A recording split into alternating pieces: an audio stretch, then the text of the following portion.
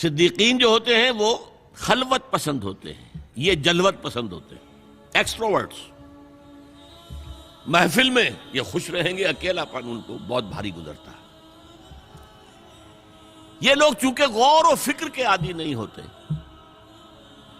اور کچھ اپنے معاشرے کے تعصبات کا ان کے اوپر غلبہ ہوتا ہے، انہیں نبی کی دعوت کو سمجھنے میں دیر لگ جاتی ہے۔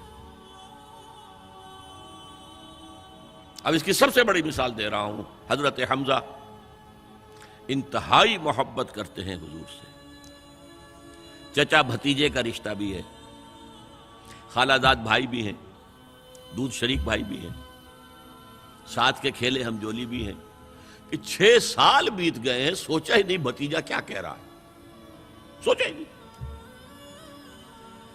اپنی تیر کمان لی نکل گئے، شکار کر رہے ہیں، وہیں پہ بھون بھون کے کھا رہے ہیں، یہی ان کی ہابی تھی۔ جیسے حضرت اسماعیل کا نقشہ آتا ہے علیہ الصلوۃ والسلام، حضرت حمزہ کا بھی سیرت و کردار کے اعتبار سے وہی نقشہ تھا۔ 6 سال لگ گئے، سوچا ہی نہیں،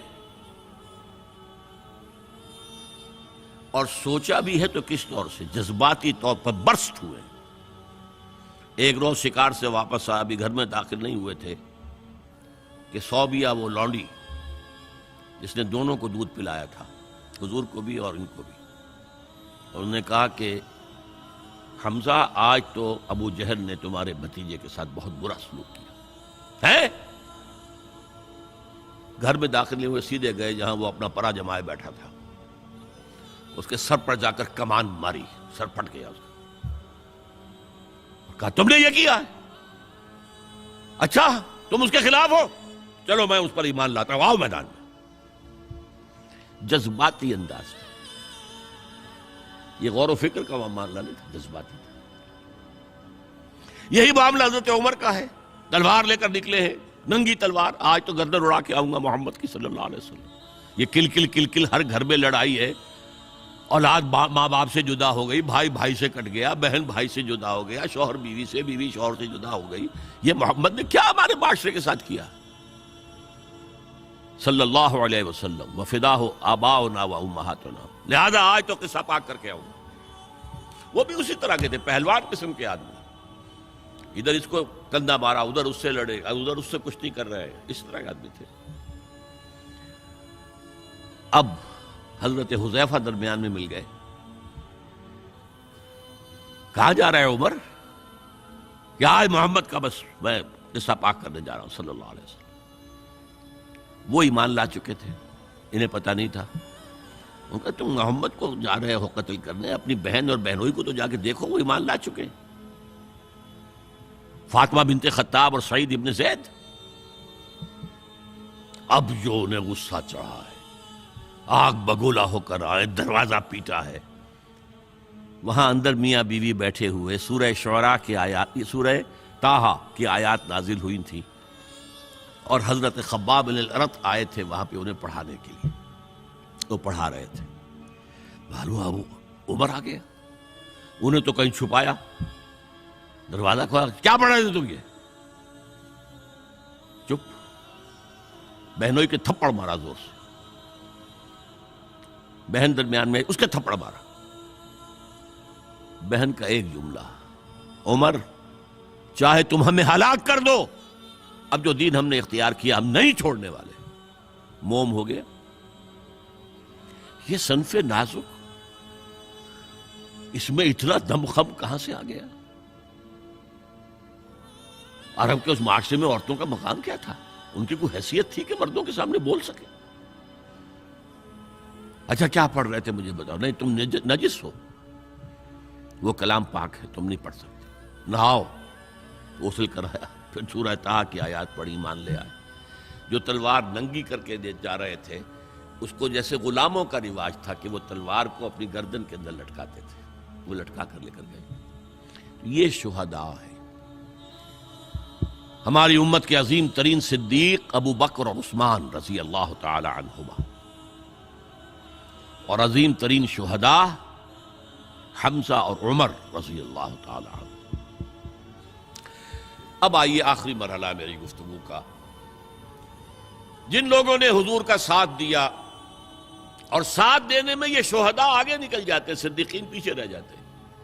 یہ غور و فکر کرنے والے، وہ جو اقبال نے کہا نا کہ لاکھ حکیم سر بجیب ایک کلیم سر بکف، تو یہ جو ہوتے ہیں شہداء یہ سر بکف والے لوگ ہیں، تو یہ آگے نکل جاتے ہیں. پھر لہذا حضرت عمر کے ایمان لانے پر پھر مسلمانوں نے مسجد کے اندر آ کر اور کھلا صحن کعبہ کے اندر آ کر نماز پڑھی.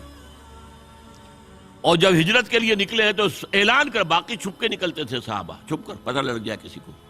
اور آپ نے آ کر وہاں 2 رکعت نماز پڑھی اور کہا دیکھو میں جا رہا ہوں، ہجرت کر رہا ہوں، اگر کسی کی خواہش ہو کہ اس کی ماں اسے روئے تو آئے اس پہاڑ کے پیچھے میرا مقابلہ کر لے، روک لے مجھے. تو یہ تھے حضرت عمر. لیکن اب جو بات کہہ رہا ہوں، جنہوں نے ساتھ دیا اور اس میں اپنی جانیں دے دی، اس کام میں، اس شہادت علی الحق میں، اس شہادت علی الناس میں، اس شہادت للہ میں اپنی جانیں دے دی، وہ گویا کہ کوالیفائی کر گئے کہ انہیں شہید کہا جائے، گواہ اللہ کا کہا جائے. اب حضور کی آنکھ بند ہو رہی ہے. سب سے بڑی اگریو پارٹی کون سی تھی؟ مشرکین مکہ، مشرکین عرب، جن کو کہ حضور کے آخری سال جو تھا زندگی کا، اس میں جو یہ دھمکی دے دی گئی تھی 4 سال 4 مہینے کی مہلت ہے، ایمان لاؤ گے تو ٹھیک ہے ورنہ قتل عام ہو جائے. اب وہ جو سر اپنا دبک کر بیٹھ گئے تھے، اب وہ کھڑے ہوئے. This is the time to strike back. جھوٹے نبی کھڑے ہو گئے، زکوٰۃ نہیں دیں گے. ارتداد، نوٹ کیجئے میری بات، اذا جاء نصر اللہ والفتح ورأیت الناس يدخلون فی دین اللہ افواجا، اور حضور کے انتقال کے بعد یخرجون من دین اللہ افواجا، نکل گئے اللہ کے دین سے فوج در فوج. یہ وقت تھا، ابو بکر کھڑے ہوئے ہیں، آہنی عزم والا شخص، بہت منحنی سے انسان، کمزور سے انسان، رقیق القلب انسان، لیکن عزم کوہ ہمالہ والا تھا اندر. جنگیں کی ہیں. عمر جیسا شخص بھی کہہ رہا ہے رضی اللہ تعالی عنہ کہ دیکھیے مصلحت دیکھیے، آپ نے جیش اسامہ کو روانہ کر دیا ہے، ٹھیک ہے، حضور نے تیار کیا تھا، آپ نے کہا میں کیسے روک لوں. آپ نے نئے نبوت کے جو ماننے والے ان کے خلاف جہاد شروع کر دیا ہے، وہ بھی ٹھیک ہے، وہ مرتد ہیں، کرنا ہوگا، لیکن ان زکوٰۃ والوں سے آپ نرمی برتیں. انہوں نے کوئی کفر نہیں کیا ہے، نماز کا انکار نہیں کیا، زکوٰۃ کا بھی انکار نہیں کیا ہے. وہ کہتے ہیں تمہیں نہیں دیں گے، ہم اپنے طور پر اپنی زکوٰۃ جمع کریں گے، اپنے غریبوں میں تقسیم کر دیں گے. حضرت ابوبکر نے فرمایا کہ خدا کی قسم اگر حضور کے زمانے میں یہ اونٹ جب دیتے تھے زکوٰۃ کے، اور اس کے ساتھ اونٹ کا گھٹنا باندھنے والی رسی بھی دیتے تھے، اور آپ کہیں کہ اونٹ لے جاؤ رسی نہیں دیں گے، تب بھی میں جنگ کروں گا. ایبدل الدین وانا حی، یا دین میں ترمیم ہو جائے گی جبکہ میں ابھی زندہ ہوں، اور اگر کوئی میرے ساتھ نہیں جائے گا تو میں اکیلا جاؤں.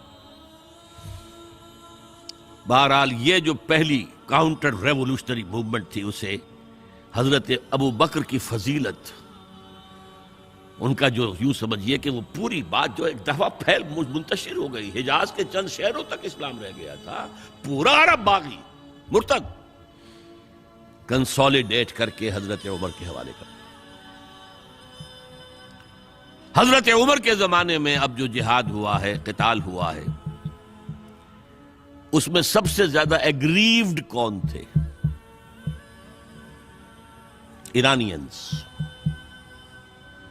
2 سپر پاورز تھیں، رومن، اس کی 3 میں سے 2 ٹانگیں توڑ دی تھیں، تیسری انٹیکٹ تھی. 3 ٹانگیں کون سی تھیں؟ نارتھ افریقہ پورا اس کے پاس تھا، وہ نکل گیا. ویسٹ افریقہ، شام، ترکی، فلسطین کا علاقہ اس کے پاس تھا، وہ نکل گیا، مسلمان لے گئے. اب رہ گیا یورپ کا، ایسٹرن یورپ. لیکن سلطنت ایران کی دھجیاں بکھر گئی، ختم، نسیہ منسیہ. اگریوڈ پارٹی تو دوسری کاؤنٹر ریولوشنری موومنٹ ایران سے آئی.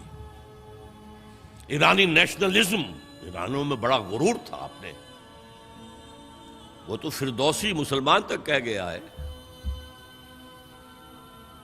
ز شیر شتر خوردنو سوس مار، عرب را بجائست آیت بکار، کہ تختے کیا نہ کند آرزو، تفو برتو ہے چرخ گردہ تفو۔ یہ عرب، یہ اجڑ،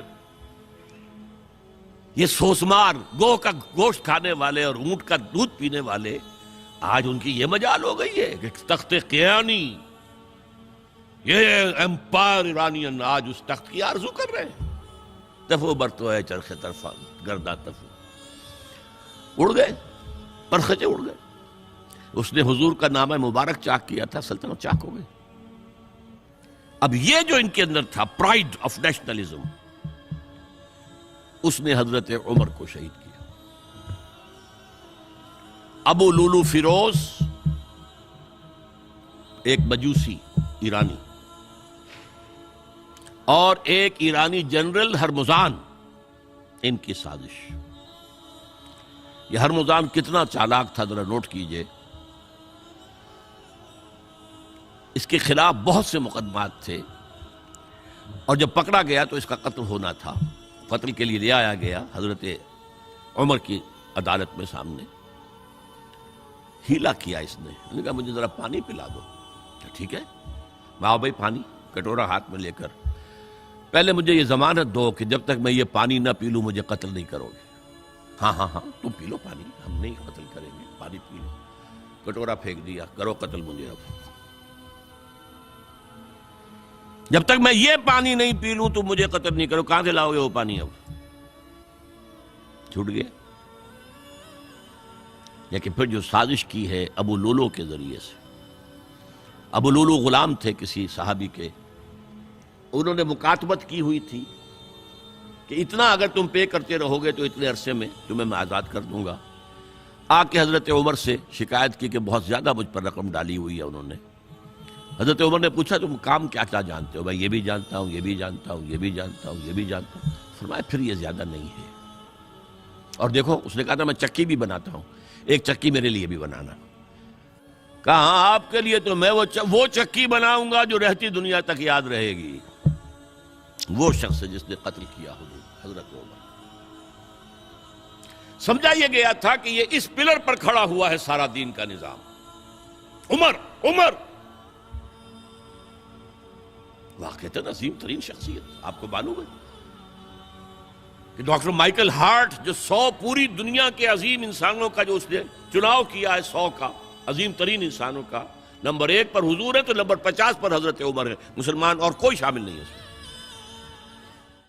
هي الحلقات تحفظني بآيات من القرآن، هي الحلقات تملأني بحب المصطفى العدنان.